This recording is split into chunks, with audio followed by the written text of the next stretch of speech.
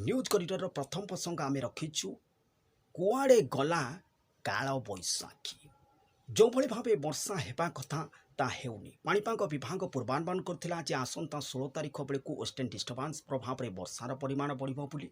किंतु वर्तमान स्वाभाविक ठारू अधिक टेम्परेचर होउची जनजीवन मध्य अस्तव्यस्त हो गलानी सेथिपई आमे न्यूज करिडर परवर्ती प्रसंग रखीचु कुआड़े गला काल बैशाखी आउ वर्षा हेबो ना नाही केते बेले हेबो तेबे भारतीय पाणीपाग विभाग कहिछि 21 तारिख बेलू पश्चिमा झड़ प्रभाव में किछि स्थान में वर्षा हेब 19 तारिख बेलू पाकिस्तान राजस्थान मणिपुर मेघालय त्रिपुरा आंध्र प्रदेश बिहार छत्तीसगढ़ झारखंड एवं 21 तारिख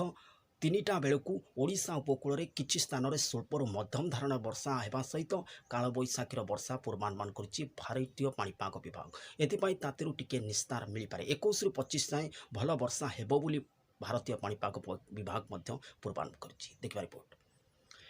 टहटह खरारे सिचुची उत्तररू उपकूलरू पूर्व उपकूल खेले कालबैशाखी सते जेमिति हजि जाइछि कुआड़े गला कालबैशाखी केतेबेले आसिबो केबे बर्षिबो तेबे भारतीय पाणीपाग विभाग पूर्वानुमान अनुसार एथर स्वाभाविक ठारू वर्षा हेबो खेले स्वाभाविक ठारू कम बर्षिबो केवल लघुचाप ही भरोसा रहिबो मौसुमी आसीबो सत हेले दुर्बल रहिबो स्वाभाविक ठारू कम वर्षा